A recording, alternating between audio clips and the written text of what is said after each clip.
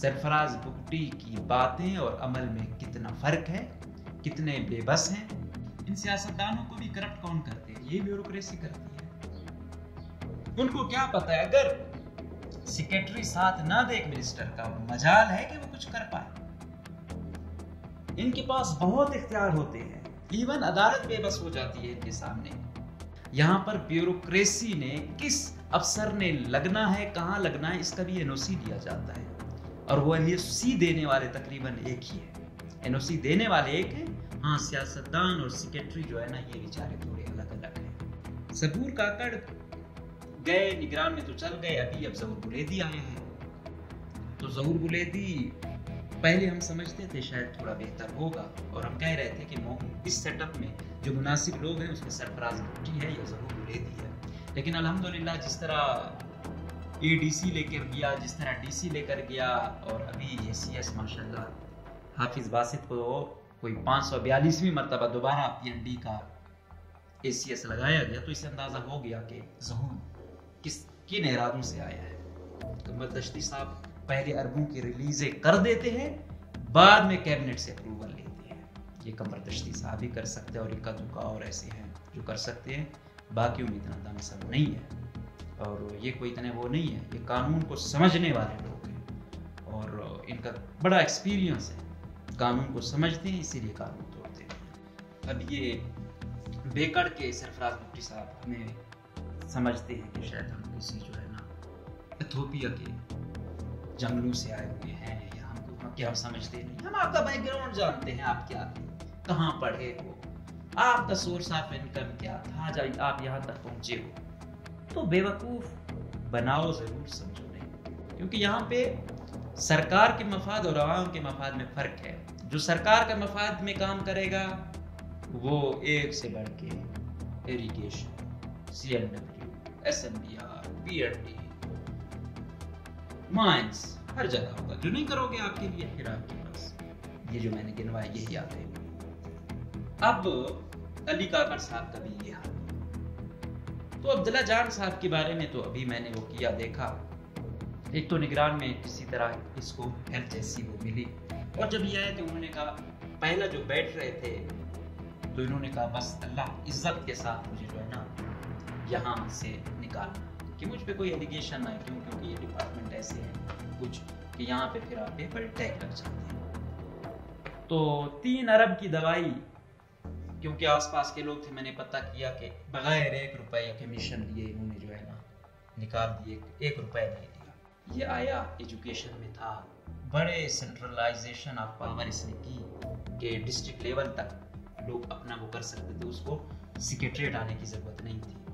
फिर रिंग साहब और इनका कुछ हुआ, क्योंकि इतना नहीं सुनते हैं मिनिस्टर की बात, इनकी एक अपना माइंडसेट है, ऐसा नहीं कि लीगली मतलब कुछ वो है। और ये भी है कि उस दौर में जो रिंग साहब थे, रिंग साहब के लिए हमने कोई बात ऐसी नहीं सुनी। सियासत जो मिनिस्टर थे सरदार यार मोहम्मद रिंग साहब के कुछ कहे। Chief justice Balochistan high court Hashim Kakar साहब ने तो यहाँ तक कह दिया कि मेरा बस चले तो इस डिपार्टमेंट को ही खत्म कर दो, ये तो करप्शन का गढ़ बन चुका है। लेकिन खैर क्या करें, जब चीफ जस्टिस बेबस हो तो मैं और आप क्या कर सकते हैं। तो अब असगर अरिफाल तो ये बनना चाह रहा था ना, अब ये किया, और बेचारा पहले ही वो क्या कहते हैं, पहली वारदात में पकड़ा गया। अच्छा, मैं समझता था कि ये खुद को बड़ा ऑस्कर वाला वो समझता है, लेकिन ये बहुत बड़ा लूजर है। अब जो रिटायर हो रहे हैं, दोस्तान जमालदीनी साहब, अब्दुर्रहमान बुजदार साहब, सबूर काकड़ साहब। दोस्तान जमालदीनी साहब को सीएमआईटी से फेंक के सेक्रेटरी जनरल लगाया गया, 2-3 महीने बाद रिटायर हो गए। कम से कम यार कोई एसीएस तो इसको रिटायर आप कर देते, किसी अच्छे डिपार्टमेंट का सेक्रेटरी तो रिटायर कर देते। वो कि इनके आखिरी 2-3 साल बड़े ही शिकवे हैं इनसे, लेकिन फिर भी सीनियर 21वें ग्रेड के अफसर हैं। इसी तरह अब्दुर्रहमान बुजदार को आपने जो है ना दे दिया सोशल वेलफेयर डिपार्टमेंट, तो बुजदार साहब की भी सीनियर बंदे थे, कम से कम आप किसी अच्छे से इसको भी वो कर देते। सबूर काकड़ साहब जितने रिटायर हो रहे हैं, इसमें ग्रेस सबूर काकड़ साहब ने थोड़ी रखी है। कोई इतना बड़ा स्कैंडल इनका हमारे सामने नहीं आया, इज्जत के साथ रिटायर हो रहे हैं।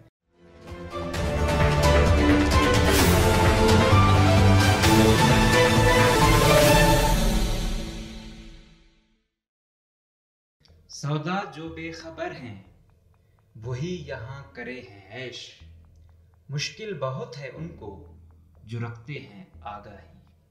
अस्सलाम वालेकुम, पाकिस्तान इमेज न्यूज में खुशामदीद। बड़े लंबे अरसे के बाद आज हम फिर आमने सामने आ गए हैं। तो आज हम बात करेंगे कि पहले हम आपको बता रहे थे कि हुकूमत बनने जा रही है या हुकूमत बन रही है या हुकूमत बन गई है। आज हम आपको बताएंगे कि हुकूमत कैसी चल रही है, सरफराज बुगटी की बातें और अमल में कितना फर्क है, कितने बेबस हैं, इन चीजों पर बात करेंगे। इसके साथ साथ हम बात करेंगे कि किस तरह जूनियर लोगों को नवाजा जा रहा है, सीनियर लोगों को जलील किया जा रहा है। इसके साथ साथ हम बात करेंगे कि जूनियर और सीनियर को तो छोड़ो, माल बनाओ स्कीम वाले बहुत आगे हैं और जो बेचारा शरीफ है या कम खिलाने पिलाने वाला है तो वो खुद लाइन लगा दिया गया है।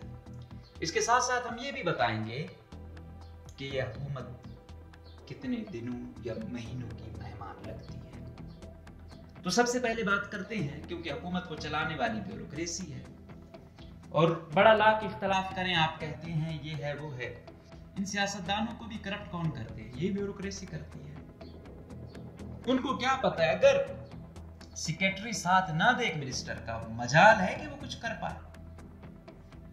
इनके पास बहुत इख्तियार होते हैं, इवन अदालत बेबस हो जाती है इनके सामने। तो चोरी का रास्ता ब्यूरोक्रेट से जाता है, मिनिस्टर से नहीं जाता। मिनिस्टर जितना भी तगड़ा हो, अगर सेक्रेटरी चाहे कि ये नहीं करना तो वो नहीं होता। अब हम आते हैं सरफराज बुगटी के प्रिंसिपल सेक्रेटरी से लेकर जो बड़े अहम कमाऊ महकमे हैं उनके सेक्रेटरी को कैसे लगाया गया। सबसे पहली बात करते हैं प्रिंसिपल सेक्रेटरी। प्रिंसिपल सेक्रेटरी इन्होंने लगाना था तो उस वक्त राशिद रजाक साहब थे।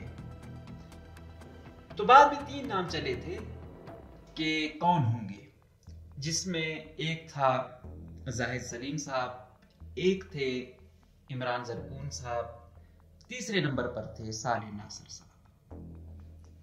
अब जो इमरान जरकून है ये बाकियों से जूनियर था। अब जाहिद सलीम और साले नासर की अगर हम बात करें तो फेवरेट जो थे वो साले नासर साहब थे। अब साले नासर साहब को काफी चीजें हो गई थी, लेकिन वो कहते हैं ना, जिस तरह कहा है अभी सादिक उमरानी साहब ने कि भाई रात तक मैं सीएम था, बाद में उन्होंने कहा कि आपके नाम का एनओसी नहीं मिला। तो बलूचिस्तान में सिर्फ सियासतदानों के लिए एनओसी नहीं मिलता, यहाँ पर ब्यूरोक्रेसी ने, किस अफसर ने लगना है, कहाँ लगना है, इसका भी एनओसी लिया जाता है। और वो एनओसी देने वाले तकरीबन एक ही है। एनओसी देने वाले एक हैं, हाँ, सियासतदान और सेक्रेटरी जो है ना, ये बेचारे थोड़े अलग अलग हैं। और इसके साथ ऐसा नहीं है बलूचिस्तान की ब्यूरोक्रेसी कोई मासूम है। बलूचिस्तान की ब्यूरोक्रेसी इन्वेस्ट करती है सियासतदानों पर। मैंने जब निगरान सेटअप बन रहा था तो मैंने आपको बताया था कि जो चालू सेक्रेटरी है किस तरह निगरान सेटअप पे इन्वेस्ट कर रहे हैं। तो बलूचिस्तान के ब्यूरोक्रेट जो है ना, वो ब्यूरोक्रेसी भी कारोबारी तर्ज पे करता है। तो अब प्रिंसिपल सेक्रेटरी में एनओसी नहीं मिला साले नासर का। अब जो जाहिद सलीम है, अब जाहिद सलीम में पावर कॉरिडोर्स में जो एक पावर पिलर है उसका बड़े अरसे से याराना है उनका था। जब वो शायद ओहदे में बहुत कम थे, ये भी उस वक्त होगा डिप्टी सेक्रेटरी वगैरह, तब का याराना है। तो वो इसका सिफारिशी था। अब जाहिर बात है उसको भी इनकार करना बड़ा मुश्किल है। अगर उनको इनकार करोगे तो हुकूमत चलाना बड़ा मुश्किल हो जाएगा। तो जब देखा उन्होंने कि ये चॉइसेस हैं, तो जो थे सीएम के आसपास वाले, उन्होंने कहा कि यार जाहिद सलीम टफ टाइम दे सकता है, क्योंकि जाहिद सलीम जो है ना थोड़ा बहुत उसमें कहीं ना कहीं लोग कह देता है, उस तरह नहीं चल पाता जिस तरह बाकी चल पाते हैं। तो इसकी निस्बत हमें इमरान जरकून सूट करता है, तो इमरान जरकून की लॉटरी निकल आई। तो यूं इनमें जूनियर इमरान जरकून प्रिंसिपल सेक्रेटरी बनाया गया। तो अगर मैं कहूँ शोहरत अल्हम्दुलिल्लाह उसकी भी, इमरान जरकून साहब की भी कोई इतनी आइडियल नहीं है कि इसमें अभी तक है ऊपर। तो ये आ गए प्रिंसिपल सेक्रेटरी। तो कहते हैं प्रिंसिपल सेक्रेटरी बता देता है हुकूमत कैसी चलनी है, सीएम का मिजाज क्या है। जब प्रिंसिपल सेक्रेटरी ऐसे आ गया तो फिर बाकी वारदातें होना शुरू हो गई। उसके बाद आते हैं हम सबसे कमाऊ post, additional chief secretary planning and development. उस पे निगरान हुकूमत में चले गए थे सबूर काकड़ साहब। अब सबूर काकड़ साहब ने इस साल रिटायर होना है। सबूर काकड़ गए निगरान में तो चल गए, अभी अब ज़हूर बुलेदी आए हैं। तो ज़हूर बुलेदी पहले हम समझते थे शायद थोड़ा बेहतर होगा, और हम कह रहे थे कि इस सेटअप में जो मुनासिब लोग हैं उसमें सरफराज भुट्टी है या ज़हूर बुलेदी है। लेकिन अल्हम्दुलिल्लाह जिस तरह एडीसी लेकर गया, जिस तरह डीसी लेकर गया, और अभी एसीएस माशाल्लाह हाफिज बासित को कोई 542वीं मरतबा दोबारा पीएनडी का एसीएस लगाया गया, तो इससे अंदाजा हो गया कि ज़हूर किन इरादों से आया है। तो हम भी थोड़ी बहुत जो है ना वो क्या कहते हैं नालायक से बंदे, लेकिन समझ जाते हैं जो टीम आप लाए हो ना, इरादे आपके क्या हैं। तो सबूर काकड़ क्योंकि इस सेक्शन में अरसे से, वैसे पीएनडी में एसीएस ही है, बाकी जो पीएनडी की प्लानिंग है, इम्प्लीमेंटेशन है, उसमें प्लानिंग वाले के पास फिर भी कुछ होता है, इम्प्लीमेंटेशन वाला बेचारा तो बहुत ही खत्म होता है, इसलिए अरसे से उधर कोई है ही नहीं। तो उधर बैठे हुए थे लालजान जाफर साहब। अब लालजान जाफर साहब को भी मेरी मालूमात के मुताबिक ये ऑफर मिली थी कि आप एसीएस पीएनडी आ जाएं। तो उन्होंने कहा नहीं भाई कि सबूर काकड़ साहब वैसे रिटायर हो रहे हैं, सीनियर है हमारे, तो मैं कम से कम इन पे नहीं आना चाहता। अच्छा, तो यहाँ पे फिर अब ज़हूर बुलेदी, अब जाहिर बात है सिस्टम है इस हुकूमत का, क्या एतबार कब तक रहे। तो ज़हूर ने कहा कि भाई मैं तो क्या सीनियर मीनियर का वो करूं, जल्द से जल्द अपने जो काम ब्रैकेट करने हैं अपने, तो मुझे तो जल्द से जल्द वो चाहिए। तो फिर एक दफा कुरैफाल काजी हाफिज अब्दुल बासित साहब का निकल आया, तो वो दोबारा एक मरतबा एडिशनल चीफ सेक्रेटरी बना दिए गए। अच्छा, फिर क्या होता है, फिर लालजान जाफर साहब का यहां से ट्रांसफर होता है, जाते हैं सीएनडब्ल्यू डिपार्टमेंट में, जहां कंबर दश्ती साहब होते हैं। कंबर दश्ती साहब एक अरसा दराज से मैं आपको बता रहा था कि वो असम्बियार आने के ख्वाहिशमंद हैं, बड़ी ज़मीनें सेटलमेंट करनी है, तो वो काफ़ी अरसे से कोशिश में थे, तो उधर उनका वो नहीं हुआ, तो उन्होंने ये गुस्सा फाइनेंस पे बहुत निकाला। पहली दफ़ा फाइनेंस में और रेट कहाँ पहुँच गए।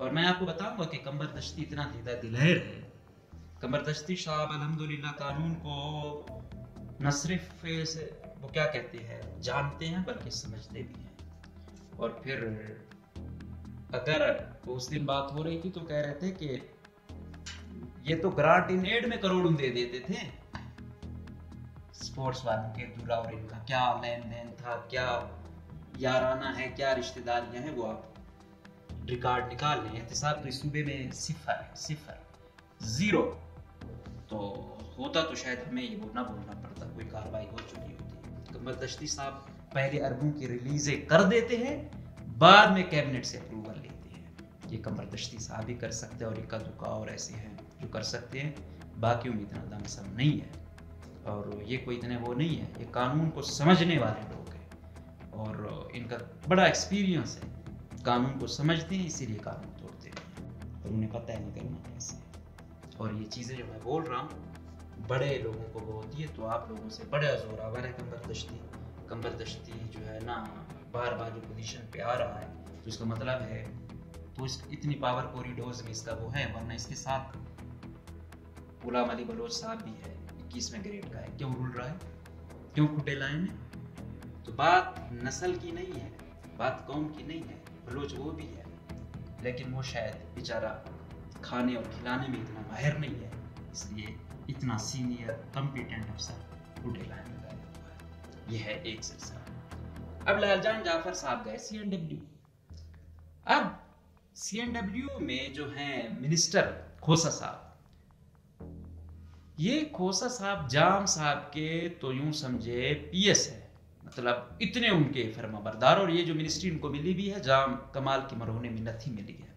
अब जाम कमाल ने, आपको याद होगा जब कुद्दूस की बजिंजों की हुकूमत थी, तो उन्होंने लालजान जाफर के खिलाफ बातें भी की थी, आपको याद होगा कि ये है वो है, क्योंकि वो शायद उसने कहा कुद्दूस की निस्बत ये आसान टारगेट होगा।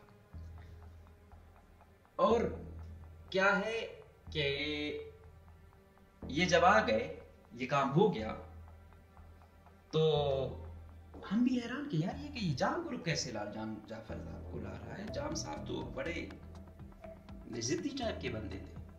तो फिर हमें पता चला कि जो जाहिद सलीम के दोस्त हैं वो लालजान जाफर साहब के भी दोस्त पहले, मुझे इतना ज्यादा तो आइडिया नहीं है, और या फिर वेल विशर कह लें, तो उन्होंने इस पोस्ट में इनका साथ दिया। तो उस तरह से एनडब्ल्यू में वो आ गए। और दूसरा ये क्या कहते हैं कि अब सिस्टम का वो हिस्सा है और वो है, चल भी रहे हैं, तो जाहिर बात है इसका मतलब है कहीं ना कहीं बेनिफिशियरी तो हैं, खुश ये भी कर रहे हैं, तो सिस्टम में चल रहे हैं ना। अगर सिस्टम को खुशहाल न करते तो शायद ये भी कुटेला नहीं होते। तो ये जो भी है, मैं जो बोल रहा हूँ इसमें कोई वो नहीं है, अभी जो अलर्ट आई हुई है वो सिस्टम का एक पार्ट है। तो यूं लालजान जाफर साहब भी आ गए सीएनडब्ल्यू में, और कंबर दश्ती साहब चले गए एसएमबीआर में। अब एसएमबीआर में तो चले गए, अब बेचारा आसिम कुल घेलू जो बड़े अरसे बाद आए हैं, उसने कहा कि भाई आप लोगों ने अजीब मुझे रेवेन्यू दिया है, मेरी कोई मानता नहीं है। यहाँ पे आपने देखा होगा ये जो सेटलमेंट के नाम पे धंधे होते हैं रोज, अभी लोगों को निकाला वो दोबारा आ गए, एक ग्रेड उनका ऊपर भी चला गया, दोबारा उसी पोजीशन पे आ गए। अब ये सीएम हमें बोलता है कि मैं बड़ा मेरिट हूँ, वो कहते हैं कि यार बेवकूफ बनाओ जरूर, समझो तो नहीं। अब ये बेकड़ के सरफराज भुट्टी साहब हमें समझते हैं कि शायद हम किसी जो है ना इथोपिया के जंगलों से आए हुए हैं, या हम समझते नहीं, हम आपका बैकग्राउंड जानते हैं, आप क्या थे, कहाँ पढ़े हो, आपका सोर्स ऑफ इनकम क्या था, जब आप यहाँ तक पहुंचे हो, तो बेवकूफ बनाओ जरूर, समझो नहीं। ये सिलसिला हुआ।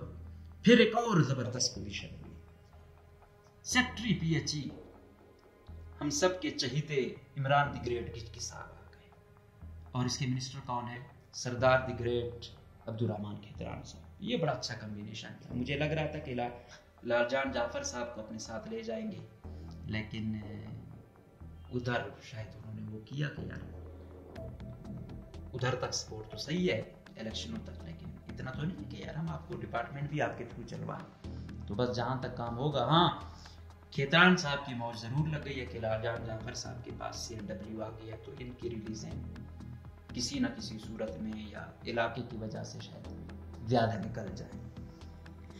और जो गिचकी साहब है वो फिर जैसा मिनिस्टर वैसा ही दबंग सेक्रेटरी, और वली काकड़ भी गो के टक्कर देने वाला था गिचकी साहब को, लेकिन वली काकड़ बेचारा जूनियर है, अभी तक टाइम लगेगा जो माइलस्टोन गिचकी साहब ने अचीव किया है। अच्छा, वली काकड़ का एक दूसरा भाई है अली काकड़, वो बेचारा भी सिस्टम के मुताबिक नहीं चल रहा ना। सिस्टम, जब सिस्टम के मुताबिक नहीं चलोगे फिर आपको महान डिपार्टमेंट दिए जाएंगे, लॉ, प्रोसिक्यूशन, पॉपुलेशन। अगर मजीद आपको ज्यादा शौक हुआ कि मैंने और ज्यादा लोगों के लिए काम करना है, तो सीएमआईटी भी हाजिर है।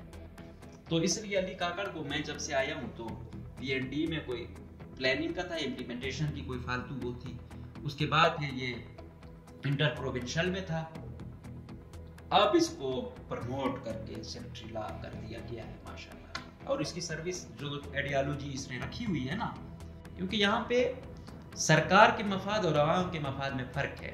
जो सरकार के मफाद में काम करेगा वो एक से बढ़ के इरिगेशन, सीएनडब्ल्यू, एसएमबीआर, पीएनडी, माइंस, हर जगह होगा। जो नहीं करोगे आपके लिए फिर आपके पास ये जो मैंने गिनवाया यही आ गए। अब अली काकड़ साहब का भी ये हाल हुआ। अब फिर क्या होता है, एक और इंटरेस्टिंग यहां से आ गई, सो कॉल्ड ईमानदार हुकूमत हमारी। हेल्थ में अब्दुल्ला जान साहब के भी, क्योंकि ये भी रुल रहे थे, इनको भी बड़ा शौक है अवाम के लिए काम करने का। अब्दुल्ला जान को इनडायरेक्टली कहा गया कि भाई इलेक्शन में ना सियासी शख्सियत की जानिब से शख्सियत की बहुत खर्चा हुआ है, लिहाजा समझ जाओ। कि हम क्या चाह रहे हैं। तो उसने कहा भैया मैं दवाइयों से तो आपके लोगों की हेल्थ से तो आपका खर्चा मैं नहीं पूरा कर सकता। तो इनको एक दो दफा ऐसा वो किया गया, तो उसने कहा कि यार ऐसा नहीं है। अच्छा ये क्या था, यहाँ पे ये है कि एक तो ये करप्शन खुद नहीं करते, दूसरा करने भी नहीं देते। एक होता है कि सेक्रेटरी खुद नहीं करता, फिर वो तो फिर मिनिस्टर के लिए और अच्छी मौज है कि नहीं कर रहा, उल्टा सेक्रेटरी का ऐसा भी मेरे हिस्से में आया, ये रुकावट भी था। अच्छा मेरे ये ना कुछ लगते हैं ना कुछ हम जो देखते हैं, मैं कोशिश मेरी होती है किसी मासूम या मजलूम के खिलाफ जाऊं ना, तो ताकतवर जो भी हो उसके बारे में जितना बोलूं मुझे कोई सरोकार नहीं होता, और मैं तैयार होता हूँ हर कॉन्सिक्वेंसेस के लिए। तो अब्दुल्ला जान साहब के बारे में तो अभी मैंने वो किया देखा, एक तो निगरान में किसी तरह इसको हेल्थ जैसी वो मिली, और जब ये आए तो उन्होंने कहा, पहला जो बैठ रहे थे तो इन्होंने कहा बस अल्लाह इज्जत के साथ मुझे जो है ना यहाँ से निकालना, कि मुझ पे कोई एलिगेशन ना है, क्योंकि ये डिपार्टमेंट ऐसे हैं कुछ कि यहाँ पे फिर आप पे बड़े टैग लग जाते हैं। तो 3 अरब की दवाई, क्योंकि आसपास के लोग थे, मैंने पता किया कि बगैर 1 रुपए कमीशन लिए इन्होंने जो है ना निकाल दिए, 1 रुपए नहीं दिया। ये एक दूसरा, इनको सेक्रेटरी हैं 400 लीटर तक पेट्रोल डीजल का अलाउ है, और ये कितना लेते थे 230 250 तकरीबन इनका ये रेशो रही है, वरना तो 1000-2000 तक भी सेक्रेटरी साहिबान जा रहे हैं। तो यही चीज होती है। फिर इससे बढ़ के ये जो जाते हैं बाहर इस्लामाबाद या कराची, उधर कोई वर्कशॉप के लिए, ट्रेनिंग के लिए अपना टीए बनवा लेते हैं। वैसे सेक्रेटरी ने हराम की कमाई तो बहुत की होती है, तो उसको लीगल फेवर देने के लिए कि ये टीए बन गया यहाँ से, तो वो वाला पैसा भी ये अपना टीए नहीं बनाते, ये अपना जो है ना, और वो टिकट मिकट कहते हैं मुझे किसी एनजीओ ने बुलाया, किसी और इदारे ने बुलाया, तो मैं सरकार का वो क्यों वो खर्च करूं। तो बड़ी बात है कि ज़मीर जिंदा है आज भी कुछ लोगों के सिस्टम में, लेकिन सिस्टम उनको एक्सेप्ट नहीं कर रहा। सिस्टम ने दोबारा उनको पॉपुलेशन में भेज दिया जहाँ सिर्फ मेरे ख्याल में कॉन्डम भी हैं या नहीं है। पहले मेरे ख्याल में पॉपुलेशन में यही कुछ रह गया है। किसी ज़माने में थोड़ी बहुत चॉकलेटें भी मिला करती थी, अब तो मेरे ख्याल में वो भी नहीं रही, कॉन्डम पता नहीं रहे हैं या वो भी नहीं रहे, कोई पता नहीं इस हुकूमत में। इसके बाद अच्छा चलो, आपने अब्दुल्ला जान साहब को हटाना था, आप सीनियर बंदा लाते, जिस तरह मैंने कहा गुलाम अली बलोच साहब है, और उसके बाद आपने देखा होगा कि यार ये आया एजुकेशन में था, बड़े सेंट्रलाइजेशन ऑफ पावर इसने की कि डिस्ट्रिक्ट लेवल तक लोग अपना वो कर सकते थे, उसको सेक्रेटरीट आने की जरूरत नहीं थी। फिर रिंग साहब और इनका कुछ हुआ, क्योंकि इतना नहीं सुनते हैं मिनिस्टर की बात, इनकी एक अपना माइंडसेट है, ऐसा नहीं कि लीगली मतलब कुछ वो है। और ये भी है कि उस दौर में जो रिंग साहब थे, रिंग साहब की भी हमने कोई बात ऐसी नहीं सुनी, सियासत जो मिनिस्टर थे सरदार यार मोहम्मद रिंग साहब क्या कुछ कहे, उन्होंने अपनी तरफ से कोशिश की, उनके एटीट्यूड से शायद हमें इख्तिलाफ हो, लेकिन हमने नहीं वो किया। लेकिन इनका गिला आपस में चलता रहा, तो ये इसको हटना पड़ा। फिर कुछ अरसा वो एसपी रहे, फिर इसको उस वक्त CW को 2 में तकसीम किया गया था, फिर इसको बिल्डिंग वाला दे दिया, उसने तो आपको पता है कुछ नहीं। उसके बाद अभी काफ़ी अरसा ये वैसे फिर रहे थे, अभी फिर प्रोसिक्यूशन इनको दे दिया। क्या है प्रोसिक्यूशन का काम, आपको बेहतर पता है, यहाँ कितनी कोई प्रोसिक्यूशन होती है। 21वें ग्रेड का एक कॉम्पिटेंट अफसर गुलाम अली बलोच साहब, और ऐसे हैं, उनको उनके साथ हम क्या कर रहे हैं। अब एक और मुद्दा जो है, एक और अब असगर अली खान, इसको बहुत शौक है हाफिज बासित, हाफिज माजिद और कमबरदश्ती बनने का। इसने कहा कि क्योंकि फूड की अब बहुत थी कि भाई दुमड़ आया है, तो दुमड़ चाह रहा है कि कोई ऐसा हो कि भाई बहुत खर्चा हो गया है, तो ऐसा सेक्रेटरी लाओ कि दिन रात हम काम करें, और काम करके फिर आपको पता है क्या करना चाह रहे थे, जिसकी सूरत में आपने देखा कि बारदाना में जितने बड़े घपले हुए, कोई 57-58 हजार बारदाना जो है ना दूसरे सिंध वो हो रहा था कि पकड़ा गया। ये तो हालत है, और उस बारदाने की मद में भी बहुत सारी चीजों पर जो है ना सवालिया निशान लगे हुए हैं कि वो कैसे लिए गए। अभी शुक्र है कि हाई कोर्ट कब तक इसको स्टे वो कर लेती है, उन्होंने वक्ती तौर पे तो रोका हुआ है कि रिलीज ना करो ये 2.5 अरब रुपए जो आप रिलीज कर रहे हो फूड डिपार्टमेंट के। Chief justice Balochistan high court Hashim Kakar साहब ने तो यहाँ तक कह दिया कि मेरा बस चले तो इस डिपार्टमेंट को ही खत्म कर दूं, ये तो करप्शन का गढ़ बन चुका है। लेकिन खैर क्या कहें, जब चीफ जस्टिस बेबस हो तो मैं और आप क्या कर सकते हैं। तो अब असगर अरिफाल तो ये बनना चाह रहा था ना, अब ये गया और बेचारा पहले ही वो क्या कहते हैं पहली वारदात में पकड़ा गया। अच्छा, मैं समझता था कि ये खुद को बड़ा ऑस्कर वाला वो समझता है, लेकिन ये बहुत बड़ा लूजर है। एक निगरान वजीर की खातिर ये इस लेवल तक चला गया, एक आम गरीब बेचारों को जो है नौकरी से निकाल दिया, इस हद तक ये गिर गया। अब ये ब्यूरोक्रेट है, ये पावर लेगा, ये प्रेशर बर्दाश्त करेगा कि एक निगरान की खुशनुदी के लिए ये इस लेवल तक चला गया, तो ये बहुत जलील होगा इसका। इंशाअल्लाह आप याद रखोगे, नस्लें याद रखेंगी, जो किसी गरीब का घर बर्बाद करता है, जो किसी गरीब पर अपनी अथॉरिटी यूज करता है, कभी भी सुख का चैन उस सांस उसको नहीं आएगा। तो ये याद रखे, ये इंशाअल्लाह इतना इजी नहीं है। किसी के साथ नाइंसाफियां करोगे, इज्जत की जिंदगी नहीं गुजार पाओगे। तो ये हुआ एक सिलसिला। दूसरी बात, एक और चीज कि हम सीनियर्स को कितनी इज्जत देते हैं, मुझे बड़े इख्तिलाफ हैं। अब अब्दुर्रहमान गुजदार ये आया, उस डबियन से आया, इस पर बड़े एहसानात थे लोगों के, दूसरे कबाइल के, लेकिन ये आया तो इसने भी तासुब में माशाल्लाह किसी को पीछे नहीं छोड़ा, लेकिन फिर भी काम वाला था, चीजों को समझता था, सीनियर था, टाइम देता था। अभी हाफिज बासित आए हुए 2-3 बजे ही निकल जाता होता है। और हाफिज बासित क्या निगरान में जब हुआ है, सेक्रेटरी इरिगेशन हुआ, सेक्रेटरी इरिगेशन पे हाफिज माजिद बैठा हुआ है, अपना भाई, अपने भाई ने अपने बड़े भाई के लिए चार्ज छोड़ दिया, और उधर से निगरान में जो कुछ डाकू बैठे हुए थे बलूचिस्तान के नाम पर, तो उन्होंने वो की कि भाई आप ना छोड़ो, आप हमें मंजूर हो। उसने भी कहा मैं नहीं जाना चाहता भाई। अभी कह रहे हैं कि इस चंद अरसे में इरिगेशन के टेंडर होने हैं, तो इस टेंडर में कोई 5-10 अरब रुपए कमाया जाएगा इन चंद टेंडरों में। ये एक एक डैम का टेंडर जो है ना कितने कितने अरबों का जाता है, तो 5-10 अरब तक ये एक्सेप्टेंस में ये लोग ले जाएंगे। तो ये तो सिलसिले चले हुए हैं, ये लोग भाषण देते हैं। तो आखिर क्या वजह है कि यार बार बार आप लोग आ रहे हो और सिस्टम नहीं ठीक हो रहा। तो ये है सिलसिला। अब जो रिटायर हो रहे हैं, दोस्तैन जमालदीनी साहब, अब्दुर्रहमान गुजदार साहब, सबूर काकर साहब। दोस्तैन जमालदीनी साहब को CMIT से फेंक के सेक्रेटरी जनरल लगाया गया है, 2-3 महीनों बाद रिटायर हो रहे हैं। कम से कम यार कोई ACS तो इसको रिटायर आप कर देते, किसी अच्छे डिपार्टमेंट का सेक्रेटरी तो रिटायर कर देते। वो कि इनके आखिरी 2-3 साल बड़े ही गए, बड़े ही शिकवे हैं इनसे, लेकिन फिर भी सीनियर 21वें ग्रेड के अफसर हैं। इसी तरह अब्दुर्रहमान गुजदार को आपने जो है ना दे दिया सोशल वेलफेयर डिपार्टमेंट, तो गुजदार साहब की भी एक सीनियर बंदे थे, कम से कम आप किसी अच्छे से इसको भी वो कर देते।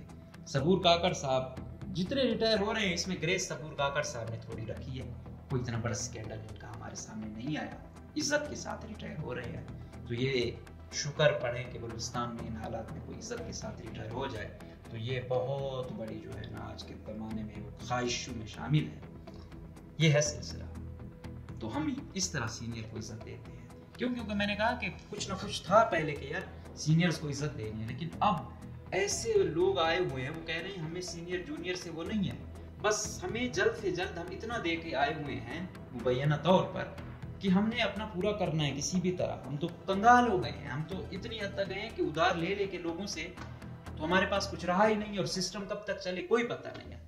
इस तरह जिस तरह मैंने आपको कहा कंबर दश्ती साहब गए, गेलू को दिया, गेलू ने कहा कि यार ये जो कंबर दश्ती आपने मुझे दिया है, दश्ती साहब तो बहुत जोरावर सेक्रेटरी है, ये कहाँ मेरी वो करेगा। अब सबूर काकड़ साहब को CMIT भेज दिया और हाफिज बासित को ले आए। वजह क्या है, अब सबूर काकड़ दो बुलेदी की इतनी बातें नहीं मानेगा, क्योंकि उसने रिटायर भी हो रहा है, सीनियर भी था, तो वो शायद इसकी 20 मानता, 30 मानता, हाफिज बासित 70-80 मानेगा। इसी तरह दोस्तैन जमालदीनी साहब या दूसरे जो सीनियर हैं उनका वही है। अब गुलाम अली बलोच साहब का बार बार मैं जिक्र कर रहा हूँ, तो वो शायद इतनी इनकी नहीं मानते थे, इसलिए उनको नहीं लगा रहा है। वो जितना बड़ा कोई खाने पिलाने वाला है वो इक़्तिदार पर है। अभी आप देखें इसी तरह जो जूनियर्स की बात की, कमिश्नर्स लग रहे हैं 19वें ग्रेड वाले लग रहे हैं, हालांकि 20वें वाले कई OSD पड़े हुए हैं। अभी नईम बाज़ई साहब गए हुए हैं, DG फूड अथॉरिटी थे, अच्छे वो हैं, लेकिन हैं तो जूनियर ना। जब तक 20 में नहीं जाते कोशिश ये होती नहीं तो वो करना चाहिए था। दाऊद खिलजी है 19वें में, आपने उसको कमिश्नर लगा दिया।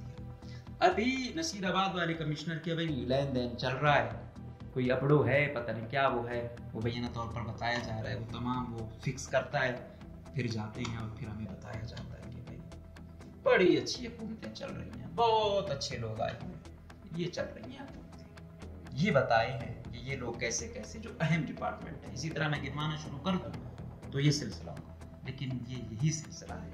इस पर किसी शायर ने कहा था कि हम ऐसे सादा दिलों को वो दोस्त हूँ कि खुदा, हम ऐसे सादा दिलों को वो दोस्त हूँ कि खुदा, सभी ने वादा फरदा पे डाल रखा है। बस हमें हर वक्त यही कहा जाता है भाई मुस्तकबिल अच्छा होगा, मुस्तकबिल अच्छा होगा, और मुस्तकबिल में अगर इस सिस्टम में हमें 3 डाकू मिलते हैं तो अगले सिस्टम में उनकी तादाद 9 हो जाती है। तो ये सिस्टम है, इस सिस्टम में अगर आप आवाम के लिए कुछ करोगे तो बेलायन लगोगे।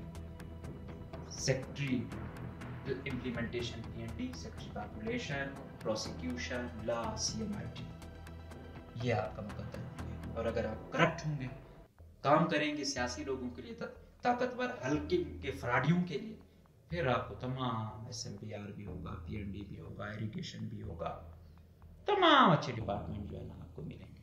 तो ये है बलूचिस्तान, और ये है बलूचिस्तान में बदस्तूर जारी 2 नंबरियां और 2 नंबरों के हाथ में लगा हुआ ये सूबा।